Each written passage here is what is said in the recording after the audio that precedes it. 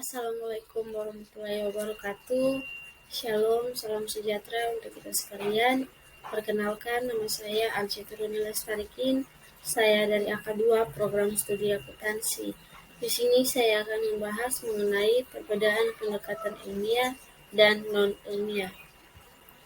Di sini ditanyakan, kenapa kita harus meneliti? Karena di dalamnya terdapat semua masalah dan timbulnya hasrat ingin tahu.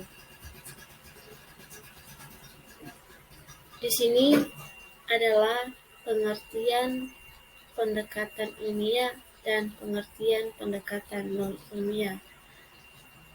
Pendekatan ilmiah adalah pendekatan disipliner dan pendekatan ilmu pengetahuan yang fungsional terhadap suatu masalah tertentu, sedangkan pengertian pendekatan non-ilmiah adalah pendekatan kegiatan manusia di dalam usahanya untuk mencari ilmu pengetahuan dan mencari kebenaran.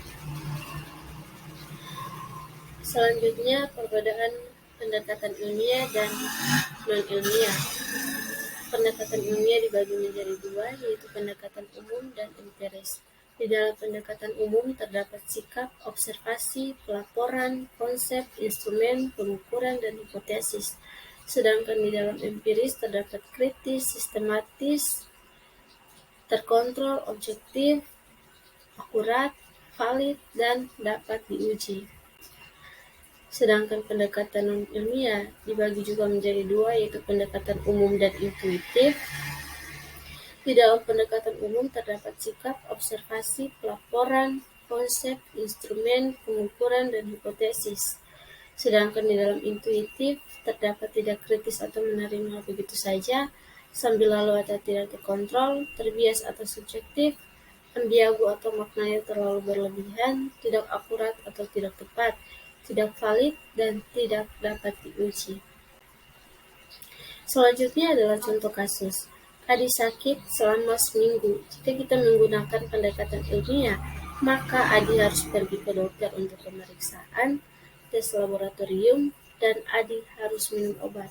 Tetapi jika kita menggunakan pendekatan non-ilmiah, maka kita harus menggunakan akal sehat kita atau prasangka kita. Contohnya, Adi harus pergi ke dukun atau paranormal karena kita curiga bahwa Adi curiga bahwa Adi disantet. Berikutnya adalah sifat metode ilmiah, dibagi menjadi tiga. Yang pertama, efisien dalam penggunaan sumber daya. Ini dalamnya terdapat tenaga, biaya, dan waktu. Yang kedua, terbuka, dapat dipakai oleh siapa saja. Dan yang ketiga, teruji, prosedurnya logis dalam memperoleh keputusan. Dan yang terakhir adalah langkah-langkah metode ilmiah, dibagi menjadi 5, yaitu perumusan masalah, penyusunan kerangka berpikir, perumusan hipotesis, pengujian hipotesis, dan penarikan kesimpulan. Mungkin itu saja penjelasan singkat dari saya, lebih dan kurangnya saya mohon maaf. Assalamualaikum warahmatullahi wabarakatuh. Shalom dan salam sejahtera untuk kita sekalian.